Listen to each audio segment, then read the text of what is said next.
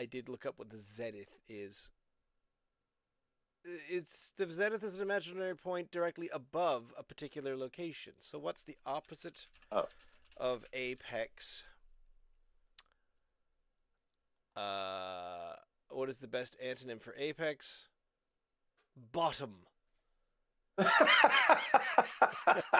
I would What? never have thought of that. What? That's a very Rock unusual bottom, word. foot, base, floor. What is? Right, No, right. that can't be right. What is not Bottom. zenith? Yes. Ah, Well, there we are. the point 180 degrees opposite the zenith, directly underfoot, is the nadir. Oh, yeah, the nadir, of course. Nadir. So there, yeah, we've Yes, learned the nadir. a thing, I guess. Anyway. Right. Okay. Yes, of course. Yeah, we are in fact. Oh, did I hit? I barely hit live. Yep, we're live. Live. So. Lively live. Yeah. So how are you and your throat and your cough and your cold feeling about these choices tonight? I've got more water than usual. I've cut back on the peanuts. Oh. But at least we've got a couple of light beers this evening to offset the nothing like some nice light beers. That's right. I have so many thoughts. I have so many thoughts about the second one, but I'm looking forward to the first one for sure. Okie doke. I am Ross. Joining me is my co-host Ian, and together on a stormy, cold night, we are attempting to drink Nova Scotia Dry. Drinking some stormy. Yeah. Is this stormy? Is it a few light flurries and a light wind? Today was supposed to be the storm, and apparently we're getting more of a storm overnight tonight. That was the second thing I was going to ask you about, because you mentioned, we both mentioned we're feeling slightly under the weather, and I was going to ask you, because you said I got up, there was a really miserable shift at work, and I went, you don't call in sick? You don't do that?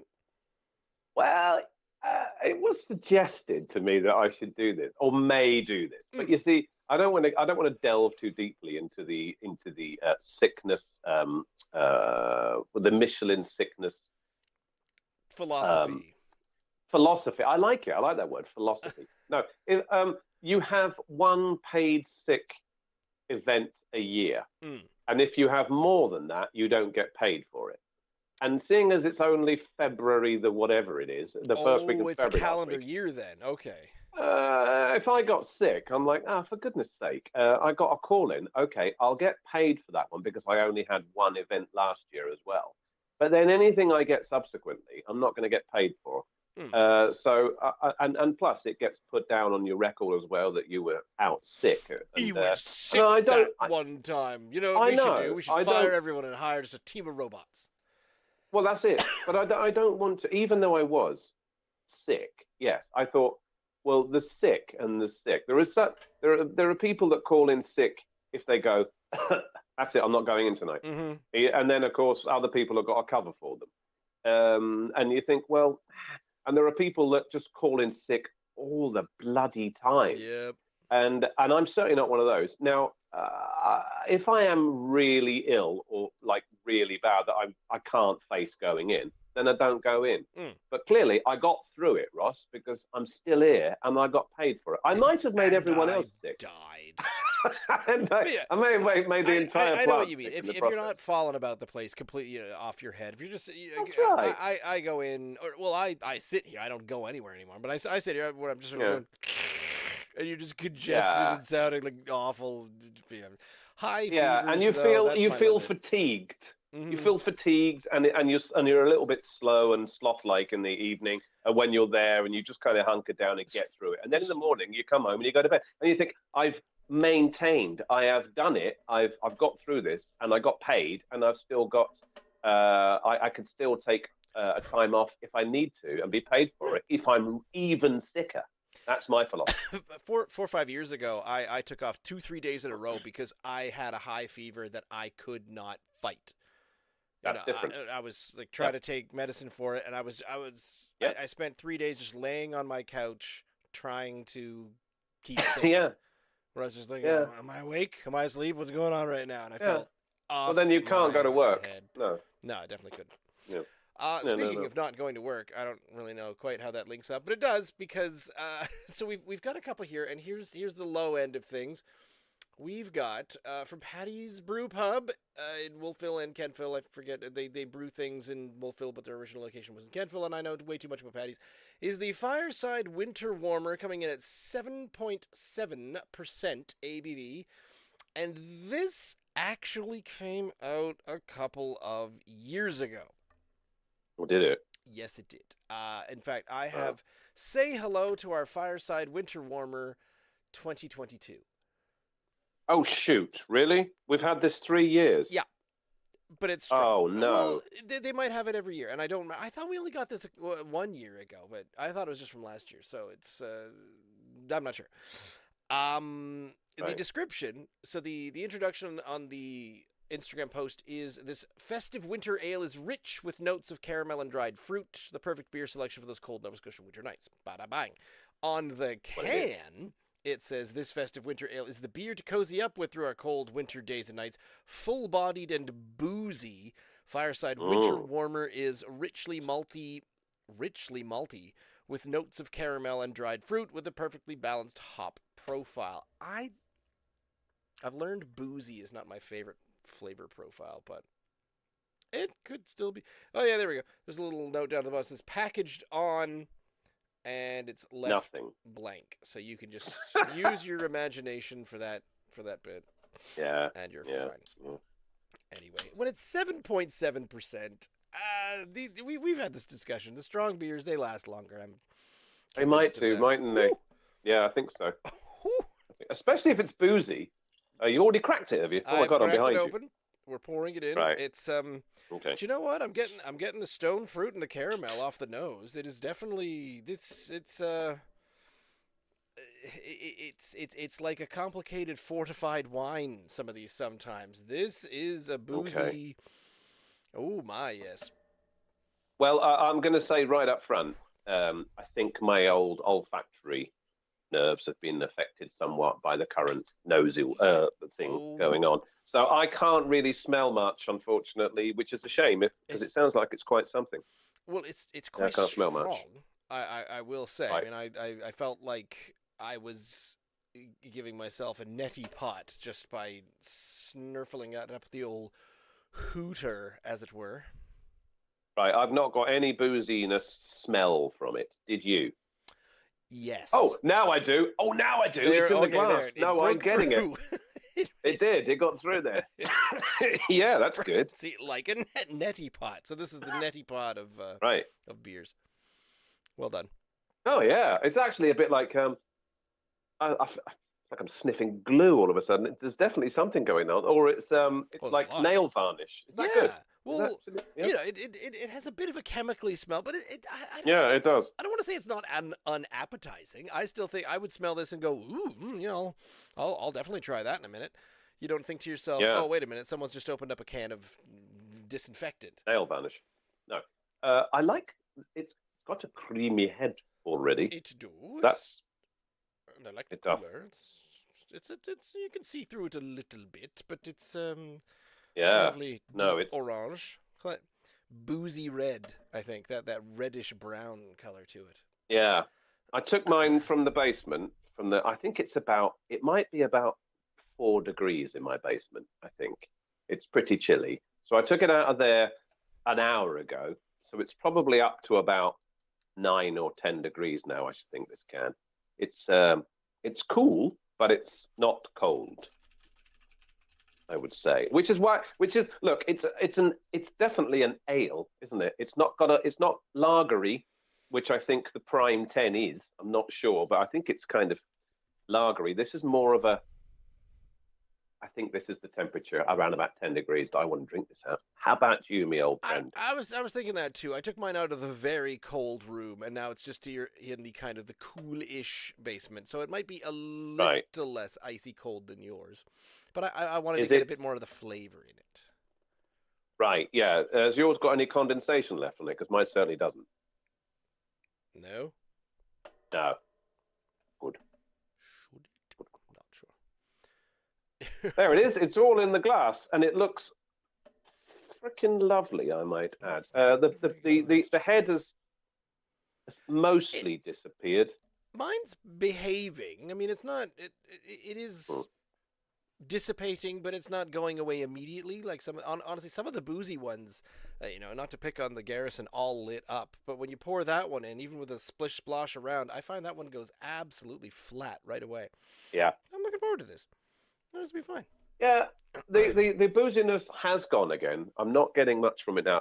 Immediately I poured it in, I had about an inch in the bottom of the Still glass. getting a good amount. Smelled pretty good. Well, Now I've not got much going on, but let's see if we can taste it. indeedly. Cheers. Cheers.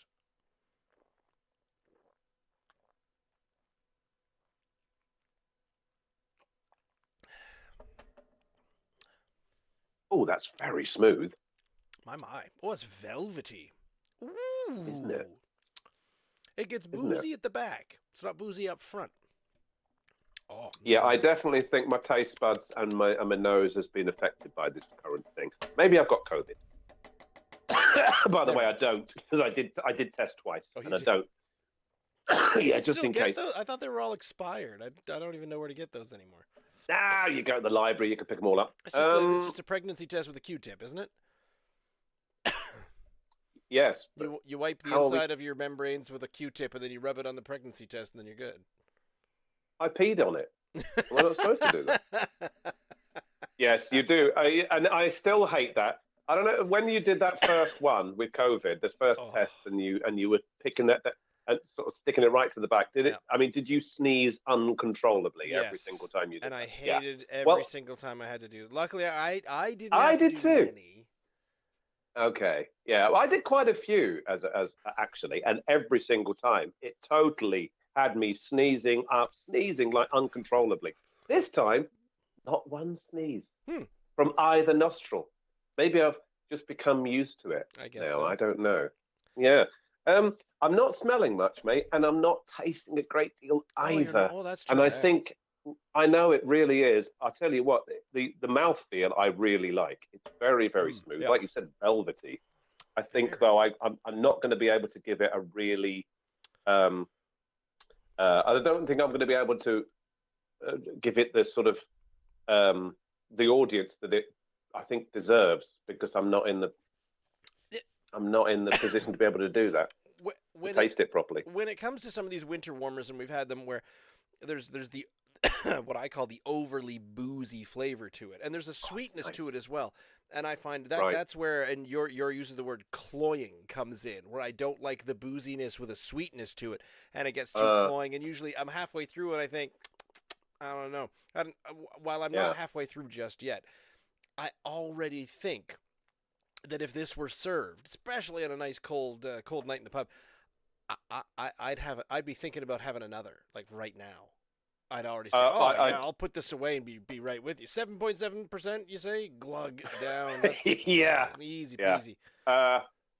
Is it warming you? Because I do feel like I've just had maybe a sip of something significantly stronger than this. I've got a warmness down my esophagus that I'm rather enjoying right downward. Now. It's not moving the outside of me, because sometimes something really strong, like a really strong drink, I'll get tingles, down the arms, and legs. Really? I'm not quite there yet. I'm not. You'll get tingles down your arms and legs. Yeah. Okay. Great. I'm pretty sure I've never told you this story before. Here is the story of the first time ever I felt like I was inebriated drunk. I was 21. On my 19th birthday, my girlfriend at the time said, "No, you're turning 19. You have to try this. You have to have a drink." I said, "Fine, whatever." And she gave me a sip. I don't even remember what she gave me. It was like a Smirnoff Ice or whatever was going around back then. And I had a little sip of it, and I went, "No, not interested." No. And I had a little tiny sip, and it's fine. Or like half a beer or something. And then later on, when I was nearing 20, oh no, actually I was 20 years old, not 21, sorry. Because I turned 21 when I was in Ottawa, and we got rip-roaring drunk. So when I was 20, I was in residence, I was in school at a university, and I was just walking around, and for some reason, I had because I had a summer job working at at the wine and brew store, and I had this bottle of wine, and it was this very very sweet dessert. Like I think it was cherry. It might have even been this made of this cherry dessert wine from a kit that they'd made, and they gave me a bottle of it to take with me. And I cracked it open, and I poured myself a glass, and I was just kind of walking around. And then I got back to my room, and I poured myself a second glass, and I kept walking around, and I was just chatting to people. Hey, how you doing? How you doing? And then finally, I thought to myself, wait a minute.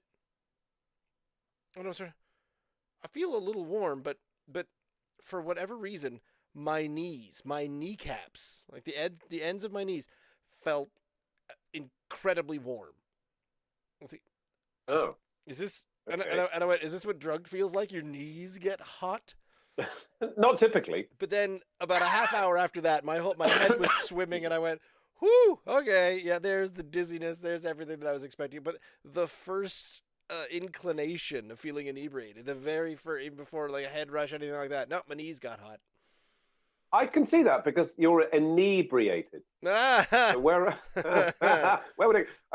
Do you feel that? Have you felt that since, or is that something that happens Not to you really. as a routine? Oh, No, okay, good. not quite like that. Not as obvious as that. But usually, like you say, it's a warming feeling when you have something, especially something really strong, really fast, and it kind of warm and it grows out. Now, the only other thing that was a different kind of strange feeling. There's a you know the Scottish comedian Billy Connolly. He's got a bit Absolutely where he says. There's a drink. This it was in the 70s and 80s. He says, oh, there's a drink in America. It's called a zombie. You order a zombie, and goodness, I seem to have lost connection, but hopefully you're still there. And I am. So I had a drink one time. My good friend Jamie, he was trying to learn how to make different drinks. So he was in bartending training, and he said, "We got to try this." And it was this full tall glass tumbler. It was like a creamy, slightly bluish liquid. I have no idea what it was made of, but it was all mostly, I don't know, like Malox and vodka or something. I have no idea what went in this. And then there's like a grenadine tornado down the middle of it. I forget what he called it. And and I said, "Oh, that looks tasty." He said, no, here's the thing. You can't just sip it. You have to slam the whole thing. I said, this whole glass, this entire glass, you want me to drink? Yep, all of it. So 500 milliliters, just glug, glug, glug, glug. So you're chugging this kind of this slightly milk related, like a grasshopper, like vodka, creme de menthe, and milk. So imagine chugging milk and creme de menthe and vodka and probably whatever else is in it.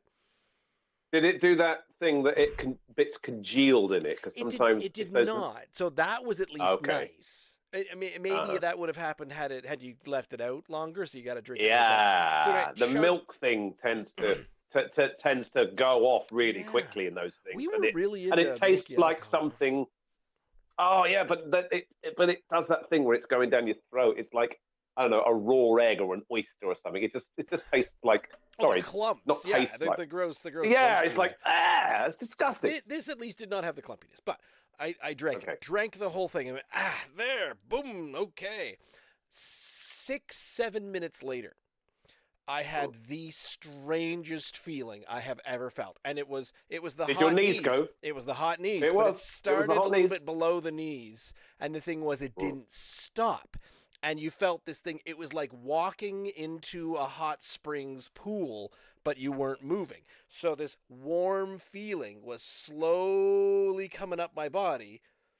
And I was feeling like, whoa, oh, okay, here it comes. And it was like watching and feeling the drunkenness come up to you. And it was at about here. And I was still up here, and I was still feeling like, I was tired from the fact that my entire body is tingling right now, but I could probably drive anybody home.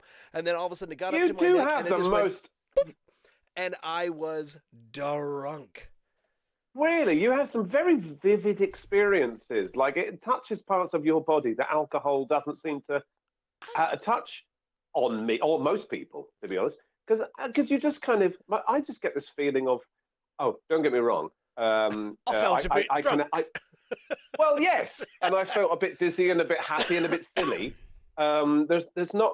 I mean, I do feel the warmth obviously, of a stronger Yeah. or a booze. I do feel that going down, but I don't get. Well, Oh, I got tingles in my knees or in the extremities or in my fingers or in my ears. I know that red wine can make my ears flush, okay. like very, very red. If I have a 14 or 50% wine, Okay. that can happen to me, and I can feel very hot as a result of having a port or a wine. These are just But two of my drinking experiences, of which I've had many. yeah, So yeah, it's not that it happens all of the time, or it's yeah. a big obvious thing. But I just yeah. Apparently, I guess I'd never told you those anecdotes of the weirdness. I don't recall them. You may have done, but we've had 260 of these episodes, so maybe along the way you have. I'll go back. I'll review them all on my days off Fair. and confirm whether I have. Okay, good. that's fair. Are you feeling this already? Are you getting a knee reaction to this? I'm getting more of an internal heat reaction, but we Right. did have an awful lot of pizza for supper, so I am quite insulated. I feel at the moment. I wonder if this will be Okay. hitting different. Also, I'm in the colder, I'm in the colder downstairs, so it's a bit cold here, and I'm honestly happily trying to warm myself up with this. You're not in Paddy's then, because quite clearly behind you. Not, but this is just my Which one lovely is that? background. This Is that Kentville? This should be the Kentville location. Yeah, you can tell because Yeah. there's Yeah. the ring, the copper fittings there on Right. the I top think of the booths with the little curtains. that was the first. That was the first one, wasn't it? Paddy's in Kentville, Yeah. I believe, was the first. Yeah. Yeah. Yeah. It's a lovely place. I really do like it. I go in there very, very rarely. I go into either of them very rarely. Because I don't go out quite as much as I used to. But I really do like Paddy's pubs, especially the Kentville one. It's got a very welcoming feel to it. It is, and there's and it's always lots of people in it, and everyone's always really chipper It's busy. and happy and talking at each other, and And I think Rhonda has been working in there. She's blessed her. I think she's probably been working in there since day one. She's the long-serving bar Yep. lady behind the then bar in Kentville. the young blonde man, he's been there for something like 30 years, despite the fact that he still looks like he's only 26 years old. Yeah, so we met. Yeah, that's right. The new master brewer. Can you recall the name? Rob. Because that's Rob, that's right? young Rob. Of course. Rob. Yeah. Okay. There we go. Lots Rob. Robs. There's lots of Robs. We know there's to be a master brewer these days or an owner of it. You have to be called Rob or Steve. New. Rob, Steve, or Chris seem to be. Oh, a Steve. Okay. I like this, Ross. I know a few Steves. I do too. I'm glad. Obviously. I'm glad you like it, even if it's not quite Mm-hmm. getting through all of your congestion. But I really like this, and I don't often like a winter warmer, so I'm quite pleased, I must say. When I saw you earlier on today, Yeah. like quite per chance, I thought, okay, I'm going to pop that porter along to Ross, and I was sat there in the parking lot. You said you had pizza earlier on. Guess where we had been? It's a chilly winter's day here in Nova Scotia. Yeah. Good day to have a winter warmer. Yeah, we've been talking now for several. It seems like forever. We haven't had a burger in ages. Ooh. Well, it seems like ages. It's probably only a couple of months, but it seems to me plenty long enough that we haven't. We've been talking about having a burger for a couple of weeks. We had a Burger King burger. What's your thoughts on a Burger King burger? We had it in New Minas, and then we picked them up in the drive-through, and then we drove around the corner to the parking lot outside the mall, the County Fair Mall, where we parked up. This is where we do.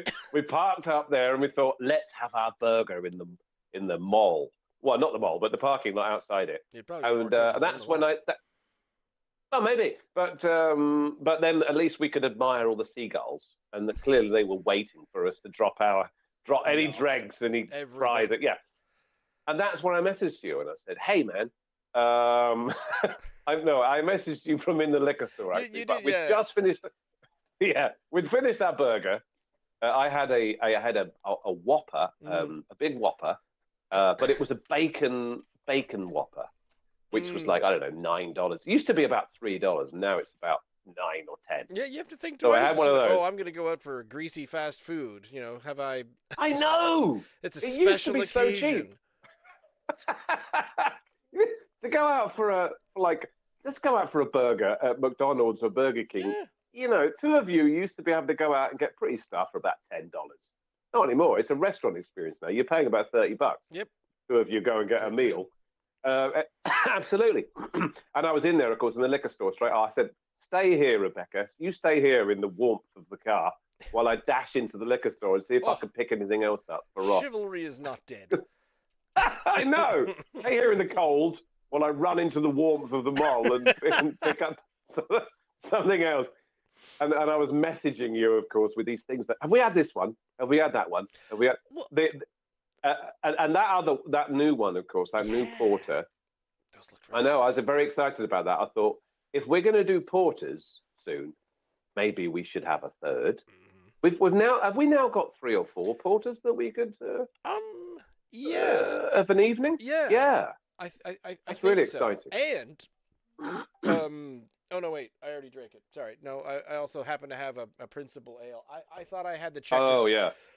Because I was down at Schoolhouse a few weeks ago, and I picked up a few for me that we'd done before, and I thought I had the Checkers Porter here as well, but I do not.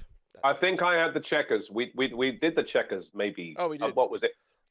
3 or 4 months ago. Long time ago, back when this winter warmer was new. Oh, okay. Oh, really? Okay. I was thinking, what was that one that was the? I'm thinking of the German October one that looked a bit like the Checkers Porter from Schoolhouse. It had the same kind of can, the blue and white thing going on. The Fest beer or something. Yeah, that's right. I've got 2. Is there any point in me keeping 2 fingers back? Because I'm feeling that these are chalk and cheese. These are not apples and apples. I am. I'm thinking that as well. Yeah, they're both strong, and that's the only like for like that we've got here. They're both strong beers. Here's why. Not similar. Here's why I will leave a finger of the tasty Fireside Winter Warmer. Yep. Is because I like this. I like the flavor of this. I like the aftertaste of it. Yeah. I have never had a strong lager / Pilsner before. So I have no idea what to expect. I have read reviews. Okay. Okay. I went to I did sort of dip my toe back into Untapped. I've not been to Untapped for quite a while, but I did a bit of research, Ross. And we don't do that typically, do we? We just kind of open them and drink them. Sort of try, but for this one, there's nothing written on the can, so I think we need. There's not much going on, is there? No, we need a little research. I know. It is a lager, and I'm like, wow, a 10% lager. The only thing I can think of immediately is, okay, are we talking facts here? I'm sure Keir would be a big fan of Prime 10 if that was the case, if it was competing with facts. The only thing I can think of which comes close to that is this facts, and also Colt 45 is that what is that 9% or something? It is, but that's what they call a malt liquor. So how is a malt liquor lager? Is it a malt lager? Liquor. Let's try this. Facts. Okay. Shares characteristics with traditional malt liquor. Right. Key similarities: high ABV. Definition: malt liquor is a beer-like beverage that uses cheap, non-malted adjuncts. So it's called malt liquor, but it doesn't use malt to boost sugar content. None of that made any sense whatsoever. I've learned nothing. Syrupy. I don't think this is going to taste great. I've got a feeling I'm not going to love it. Kind of there as well. Yeah, but there again, I thought the same thing about the now legendary Toller Gold. When you told me this is the greatest lager ever made, That might, that's not necessarily what you said. I might be paraphrasing. But I was bowled over when I had Toller Gold. I thought, this is a lager. How can it be so delicious? I'm rather hoping that Prime 10 is going to have the same effect. But judging by the look on your face right now, I don't think it's going to have the same effect. I'm just going to keep being more and more confused. I cracked it for a smell, but here it is. It is 10%. Okay. It is either the 10 Prime or the Prime 10 from Propeller. Doesn't say Propeller doesn't say Propeller on it anywhere, but we know that Prime comes from Propeller, and also on the side of the can it says this is coming from the John Allen Brewing Company. John Allen being the one who created and started Propeller way back in the day. Now, I didn't know that. When I crack that open, all I smell is this could just be like a generic kind of barley smelling lager, and I was like, oh, that's just. Why do you smell just like a normal lager? How does 5% lager jump up to 10% lager? So I had this conversation. Ian Smith, Tapestry Beer Bar, and Sac Vegas Brewing Company, he did not believe me when I said that Prime has got they've got a new Prime 10% lager, and he says, "What?" And usually, whenever I mention a beer that I even came across or heard of, he always says, "Oh yeah, I've had that in the bar before. Oh yeah, that's been on tap for months." But when I mentioned the Prime 10 to him, he said, "What?" I said, "Yeah, I'm sure I saw this in a post. I think this was from like last summer, last spring, maybe, I don't know." And so, maybe about a week later, he sent a picture to me, and there it was, and he had the Prime 10 can. He said, yeah, that's the one. That was the one I was telling you about. I've got a can downstairs. We haven't reviewed it yet. And he says, okay. And then he sent me, and he said, yeah, I drank it. Yep. And? That's all he said. Oh, really? Okay. Do you remember we did Prime? We pitted Prime, the regular Prime. Oh, yes. Up against help something else. Some other and Prime. Well, that's the thing. I think the reason why Prime, the original Prime, came to my mind was because I found it to be so dull, so lacking in flavor, taste, whatever you want. It was a low alcohol. I thought it was like drinking slightly alcoholic water. That evening, I don't know whether did we have it up against a Toller Light? Was it up against? I can't remember. I think it was against Toller Lager. It was. And the problem was up against Toller Gold, and we gave it. Up against Toller Gold. Really bad marks. Well, shame, because obviously Toller Gold wipes the floor with most lagers. Actually, So it went from so you've got there it is again, Ross, the Zenith and the Nadir. I don't know whether the Apex and the Toller Gold takes some whacking in the lager stakes, does it not? And Prime might as well have been diluted water, if that's even a possibility. So when Prime 10 comes along, oh, by the way, I understand that. I mean, I did do back then when we did then Prime versus Toller Gold, which doesn't seem fair because it's a whitewash. I was reading good things about Prime even back then. There were people that were really loving Prime, and I'm like, well, there's no flavor. There's no flavor to it. Didn't get it because it didn't have that lovely golden flavor. Yeah, we did not enjoy it. It didn't taste of anything. The only thing that Prime has going for it, and the only reason that I ever bring it up, because I'm constantly bringing up that Toller Gold is cheaper than a case of Budweiser. It's cheaper than a case of Keats. The only thing cheaper than a Toller Gold is a case of Prime Lager. It's a couple of cents cheaper, and it's the only thing cheaper than it. So if you are absolutely pinching pennies, then you got to drink Prime, but it's worth the extra few cents. Well, there's not. I've cracked it. I've poured about an inch into the glass. Can you smell anything? Oh my goodness! Such barley. Just okay. Oh, you're going to have to be my nose and my knees for this It's evening because it just smells like a vegetable soup. Is that good? Well, it just that barley flaxen smell is right through there. Okay. It's smelling like not like a strong lager, but it has a strong smell of lager, if that makes sense. But yeah. so I like this voice I've got going on. yeah, Yeah. I've done that. I'm not putting it on. This is. I know. It's right at that moment I sounded like Max Headroom. I don't know if you remember that 1980s. I do.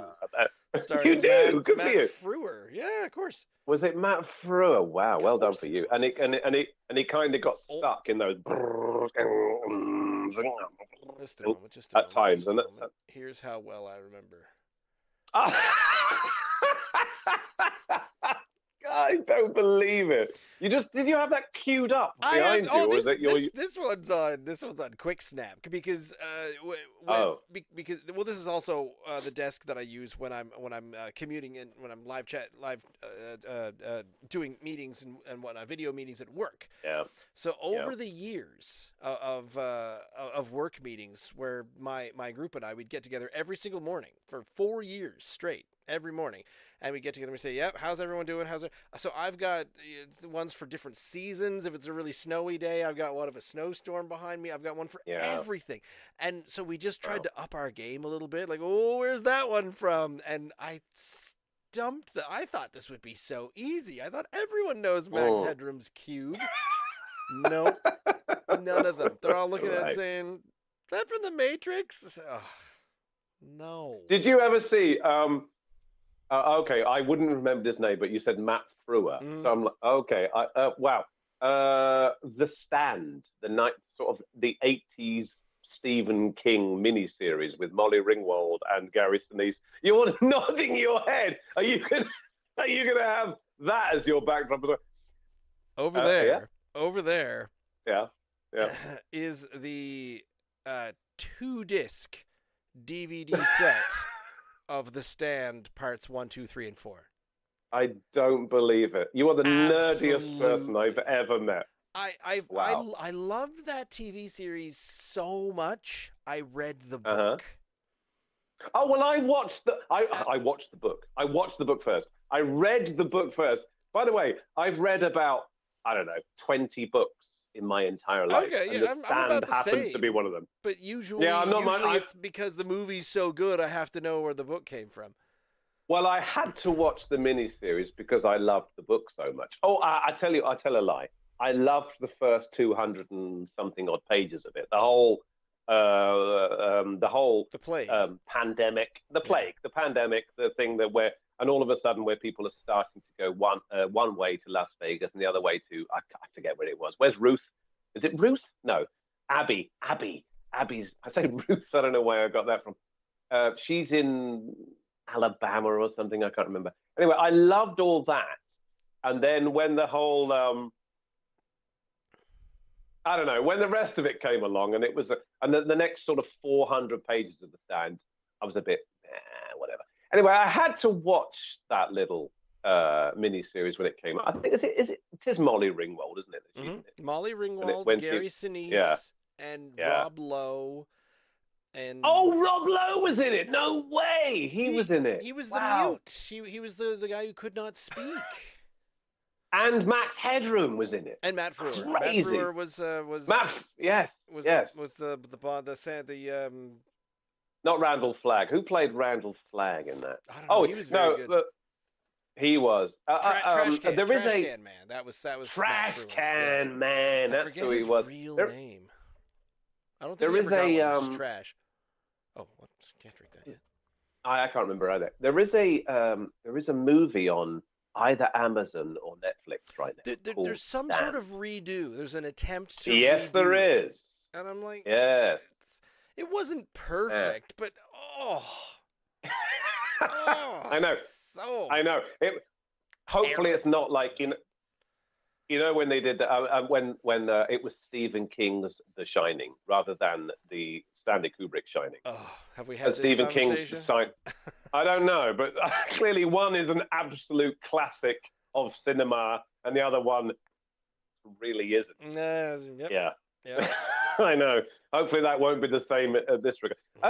I'd forgotten we've got a beer in front of us. We do. Max Headroom. We need to try a 10%. A 10%. See, so this is the conversation that I continued having with Ian Smith was, how do they get a 10% lager? Like, how do they make a lager? And he said, well, you can just brew it that way. And I went, what? And I immediately became angry that we could have had 10% lagers this whole time. Like, you mean to say that they could have been making 10% lager, all of them? We could be having actually. I would drink a Budweiser. I would drink Molson Canadian if they were 10%. Bring it on. But have you drunk a Fax? Yes. Right, and that's a 10% lager. So, your thoughts now? I don't actually remember what I thought about. Okay. I think probably much the same as I do with like these winter warmers and these very boozy ones. I think I just sort of think it tastes boozy. And any other flavor that's like, you know, the Fireside saying that it's got stone fruit and this and that and hop profile. I'm like, nope, that just tastes boozy. So this, and of course, knowing what Spindrift, and they're now called, please help me, Burnside, I beg your pardon, do with Toller Gold at 5%, which tastes bloody lovely. So therefore, do you want to have a 10% lager, or are you happy drinking 5% lager, which tastes bloody delicious? Therefore, you can have 2 or 3 of them rather than 10%, and which tastes amazing, but you know you can only have one of them. I'd rather have 5%. If you have one, and people always say, "Oh, how come the tall cans of the stronger beers are so much more expensive?" And I said, they're not actually, because a tall can of Toller Gold is about $4.20, maybe $4.30, and a tall can of Prime 10 is $4.80. So by math of alcohol percentage, this should be $8. Way cheaper. And yes, way cheaper. So it's alcohol. It's ABV math, and I always go for the ABV. If a pint is a pint is a pint is a pint, all our pints are $8 tonight. I'm like, bring me the strongest damn thing you've got. Yes, well, that's fair enough. I'll have your Brussels Sprout IPA coming in at 7.8%. Damn straight. Oh, but it's horses for courses. You still want it to. You don't want to be able to. You don't want to be drinking it knowing it's stronger, thinking I can't stand this. It's disgusting. However, it's 8%.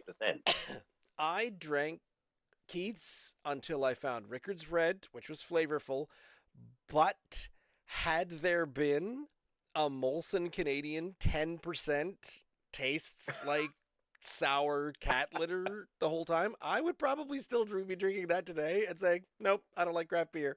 Give me my 10% Molson Canadian. I am that guy. There's a just ABV math.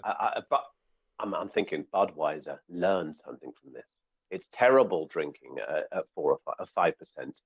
Make it still terrible at 8%. At 8%, and Ross will now drink it. We'll all drink it because it's so strong, and we won't care. Yeah, that's why people. And we won't. Drink Anyway, we gotta get to try this. Here's 10% prime.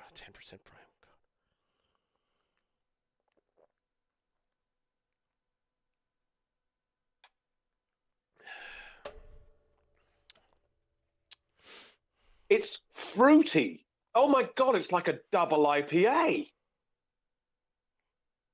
Are my taste buds messing with me right now because I've got the back end of this dreggy cold?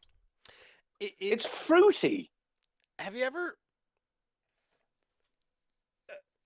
broken off like a wheat chaff or something and just sort of chewed on the actual sticky grain stuff that's growing out there in the fields? You ever just kind of because you thought you looked like a cool farmer from a Bugs Bunny cartoon?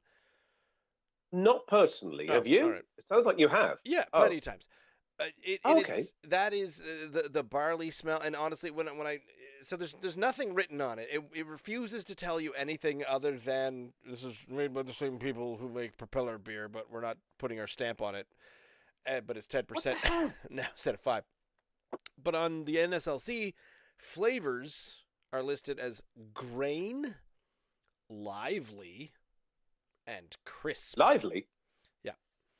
And Lively? Oh, okay. grain Sorry, yes. grain is about all I'm getting. This tastes like a windmill Oh, crushing flour. okay. Lively? It's 10%. It's gonna make anything lively. And the last thing? Crisp. I don't agree. It's not. It's. I don't agree with any of those things. I don't agree with any of those things. Oh, it's like they 100% grainy to me. This should have, yeah. Is it?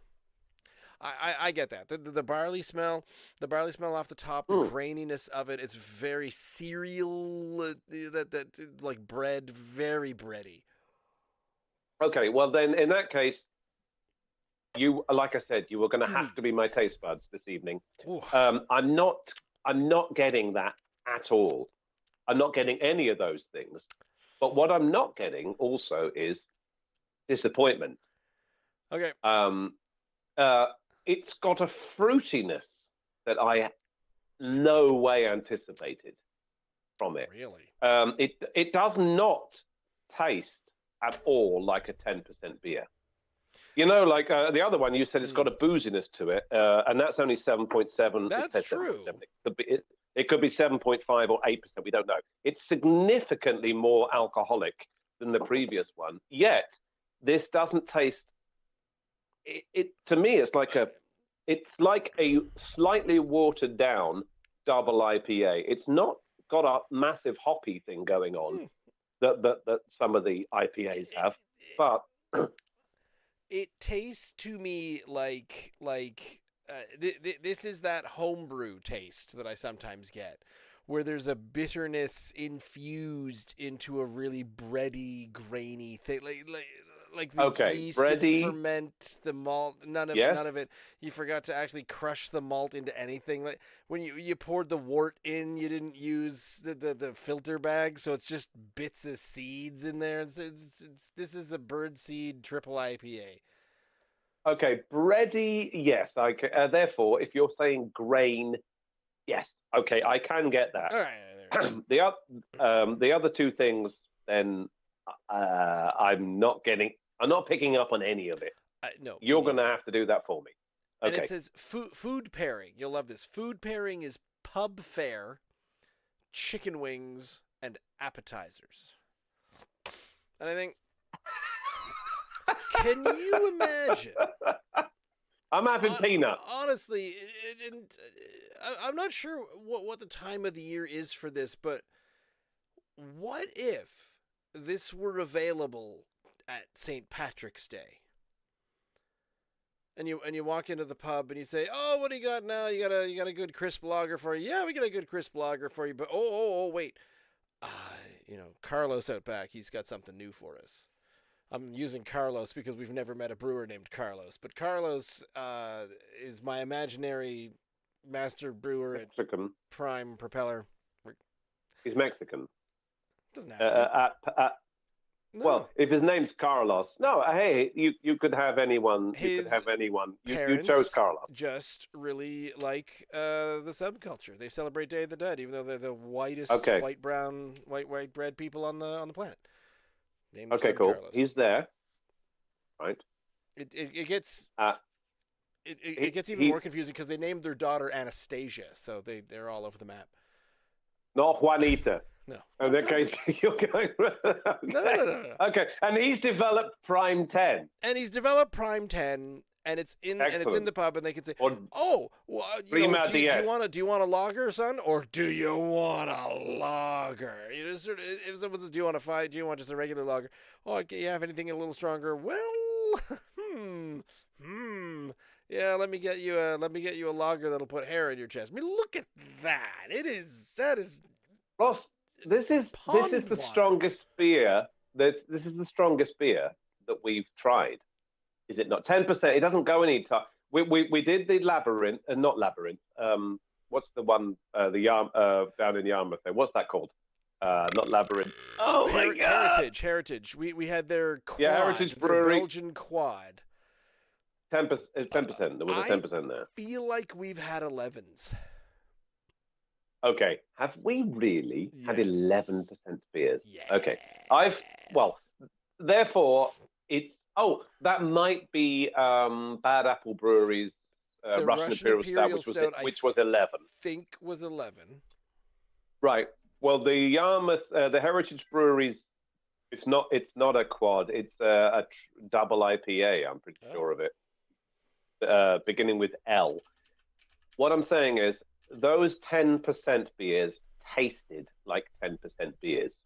This does not taste like a 10% beer, regardless of whether it's a triple or double IPA or a porter or a stout or a lager. This does not taste like a 10% ale. That is where I will agree. Agree with you. I agree that it doesn't taste like a strong beer only because it's busy trying like hell to still taste like a mediocre lager. And I'm not okay. It doesn't impress me that you've managed to maintain mediocrity. Oh my! You think this is mediocrity? This is mediocrity for you? It's not. It's astounding. It's astounding that they made a 10% lager, but why would you choose lager as your high percentage beer? Because a 10% lager, 10%, so we need to up that value. So to up that value, we have to add more of the malt side of things, more of the grain side, more mix it up. And like we've learned with the triple IPAs, it's just got to add more and more ingredients, and then it just gets full-bodied. And I'm not sure I was ready for a full-bodied, nearly brown, like that is an amber, thick-bodied lager. Right. So do you ever drink a lager or I would take several good pilsners over this, but a lager just sort of think, you know what? I think I need a lot more of this particular flavor. Do you remember about 5 minutes ago when you said about flavor? And you would sacrifice flavor for the fact that it was an 8 point something percent beer, you did say that, and now you're saying quite the opposite, and this is 10%, and it's not horrible, and it's actually got some flavor to it. Damn it! But I agree with everything you're saying. And I did kind of go back, but where I was going with, I wouldn't have questioned anything as long as it was strong, and I would have drank that my whole life, and I would have. Yes. And had this arrived, had this been around when I was like here's the thing, I drink Facts. Why? Because there's a lot of percents in it. That's why I drink the thing about Facts. But this tastes way better than Facts. I would put this out. I would love to try this and a Facts at the same time. That's what we should have done. And they're both 10%. Oh God, why didn't we get Kier in on Prime 10 night? I know. Prime 10 totally versus Facts. That's this summer. That's coming up.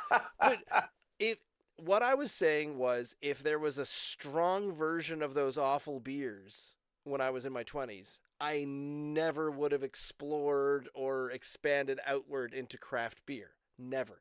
I would have stuck with this nonsense. So had this arrived earlier in my life, I would have stuck with it and never, ever left. I would just be a diehard, you have to drink this. This is the stuff. Get it in you and you're drunk. Right. Booyah. But what I'm saying now is that what a 10% lager is doing is... What's the line?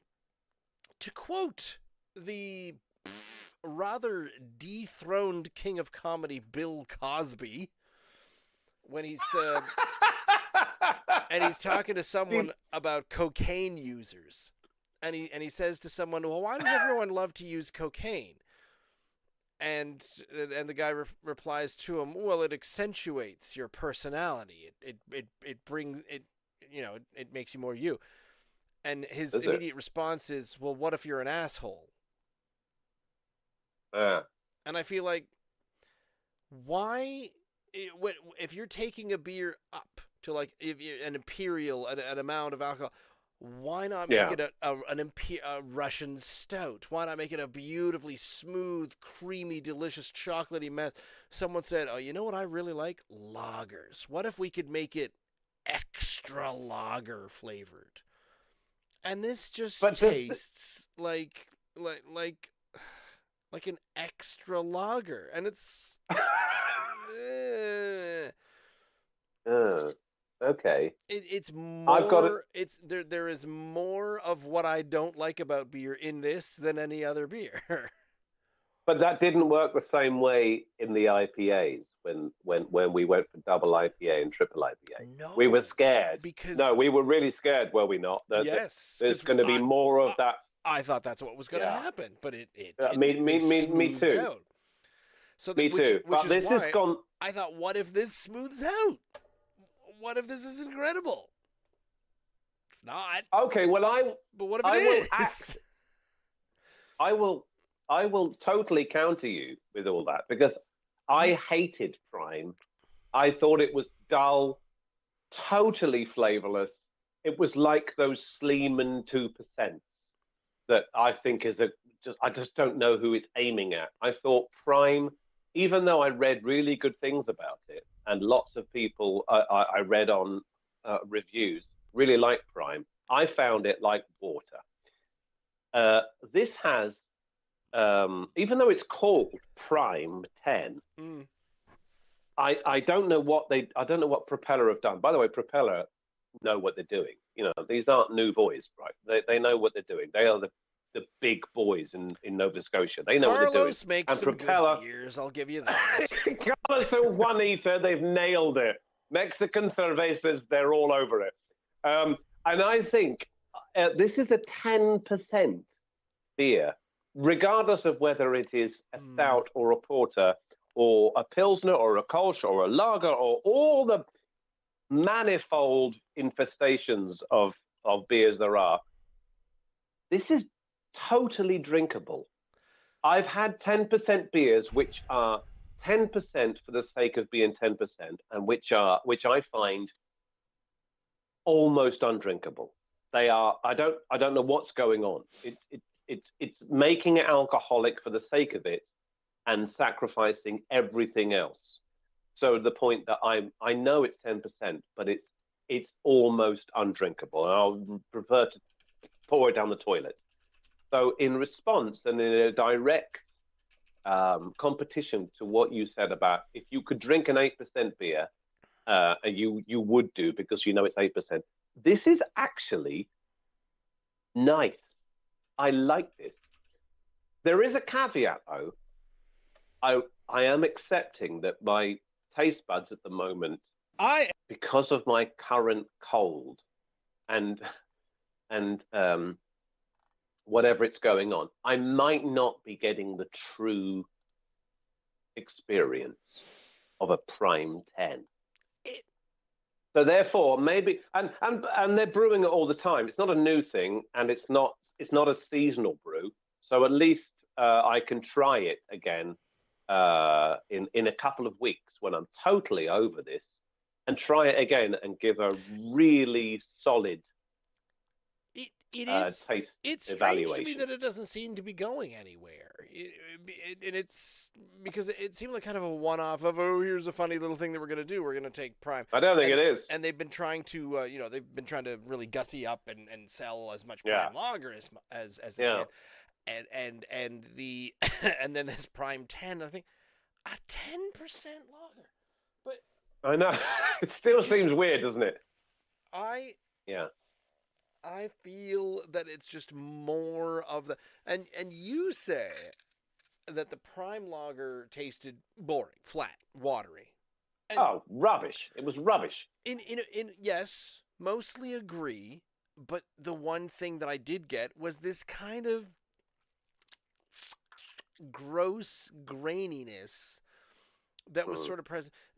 Some lagers, they seem to go either too bready, which is what the Prime did, or too bitter, which is, Molson Canadian is way at the end of that side, and Keith's and Moosehead and everything is kind of in the middle. Where right down the middle is this golden, lovely. It's just right in the middle of the. It's got a little bit of the breadiness. Goldilocks zone. Not too much. Yes. Yeah. No, what have you called it? It's been a few weeks since I said that. The Goldilocks zone. Have we called it the Goldilocks zone? No, we called it something else, didn't we? It wasn't chalk and cheese. It was something else. No, I don't know. Oh my goodness! Here it comes again. Call it something. But that's what you get down the middle, and the closest thing to a really good Toller Gold, and it's one of the big boys. It's the Oland Export. We really liked the Oland Export. Yeah, we did. And that comes out to lager. When you're drinking a lager, which is supposed to kind of taste like this, maybe a little bland, I don't know, but just a nice rounded flavor, and you can't get a nice tasting one with no bitterness on the end.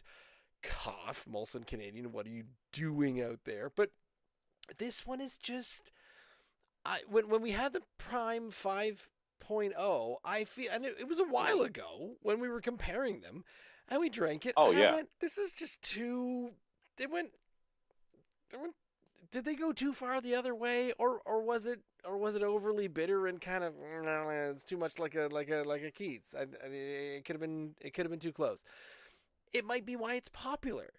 Toller Gold is the nectar of the gods, and I think that seems to frighten off people, and they can't possibly drink it. But you get them something that, hey, this tastes like the usual garbage crap that you're used to. Oh, drink it up, and then this. Who is drinking this? Stick your nose in the fireside warmer. Oh, can I? Stick your nose in it. If you need to come back to, I know. Yeah. I'm so glad. I'm still saving that mouthful because I got a few mouthfuls left of this. But so drinking a Prime 10 at home. So did you go through the Prime 10 Untapped? On the Untapped? Because this was the only thing I could find. Propeller's got nothing on it. It's on the NSLC, but the NSLC was just saying that. It was saying grain, lively, crisp. Grain, okay. Grain I can see. Lively and crisp. Its overall score is a 3.22 out of 5. Which isn't great. And I think it's better than that. Because it's a 10% lager. I don't know. Even you know my feelings for lagers, Ross. I'm not exactly enthused by them. Yep. Right. Yet we've had one or two which have pumped us up, and clearly Toller Gold being the bench setter. The bench setter? Is that a word? Benchmark. The bench setter. It's my new the trend setter with the benchmark trend setter, or no, seriously, it's the bench setter. It's my new mark, which by all beers should be judged. Mm-hmm. It's the bench setter, right? All right. There are really good lagers out there, and I never was a lager person, but I'm okay with this lager. But like I say, I want to try it again in 2 weeks' time, when I'm not getting over the dregs of a cold, and reconsider. I might just send you a message when I've gone to the liquor store and I've had another Prime 10, and I might send you a message and say, just disregard everything I've said. This is awful. The next time I get a bad cold, I'm going to go buy one of these and try it, because I want to know what the mucus. Tell me what the mucus does to this. Because comments going down. Can't believe this is 10 ABV. I'm not really sure what that means. Nor can I. I totally understand what that means. It's not sharp. It's not strong. It doesn't taste strong. No, absolutely. I'll give you that. I understand that. Yeah. And Ross, I know you're dying to say it, but do you remember I said the same thing about another? It was Propeller, wasn't it? Oh my goodness. The Nanaimo? Was that Propeller? Yeah. Yeah. 10%. It was 10%. I'm like, I cannot believe this is 10%. If it wasn't 10%, it was super close. If it wasn't 10%, it was 9.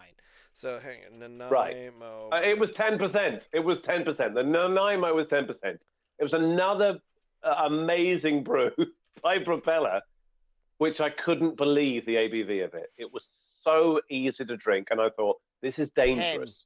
10. It was a 10. Yeah. Right. Well, We've had 10s Prime before. 10 is dangerous because to me, what I want to do is I want to get a really bad cold every year and go and get a case of Prime 10 and just drink it for 2 weeks.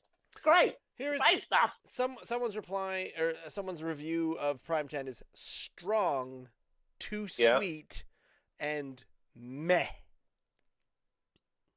Meh. Was that you that it was not reviewing? I have not put anything on here for a while.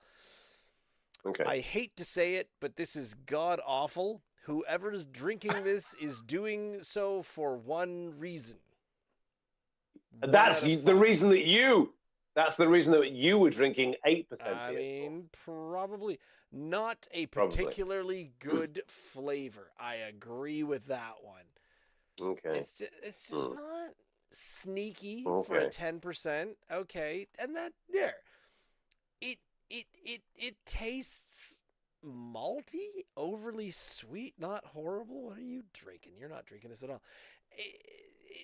It's an extra bready lager, and I'm like, good. You're putting some flavor in your lager. That's okay, and it does sneak and hide behind some 10%, and then all of a sudden you're like, whoa, okay, that's hitting. You don't even notice it sneaking up on you, and then, but it does it with a non.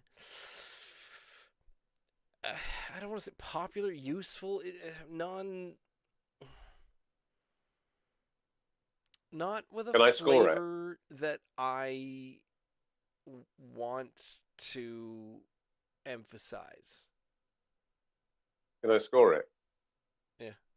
7.5. For the Prime 10, 7.5%. I'd probably say the exact same thing. Right, cool. Fireside Winter Warmer, on the other hand, I'm going back to it, and I want to score this.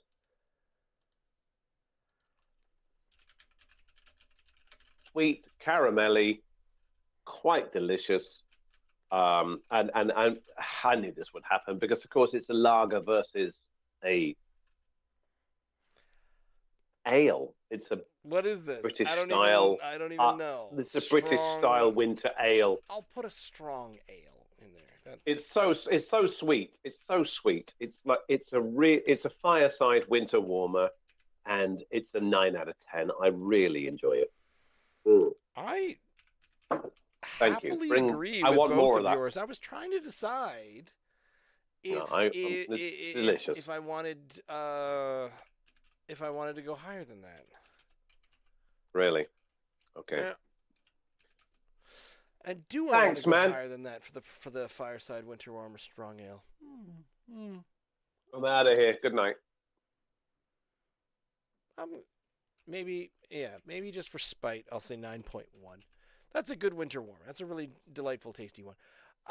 We are here every Wednesday, usually between 8 and 9 p.m. To youtube.com/@drinknsdry. I want to thank my co-host Ian for being here with me tonight. I want to thank the brewers, Rob, and potentially previously Steve, for coming up with the Fireside Winter Warmer. It's very, very good. I think Rob said that it was one that it was already out when he got there. Thank Propeller for making whatever the crap this is. And who thought of this? Seriously, who thinks, it's a good lager, let's double it?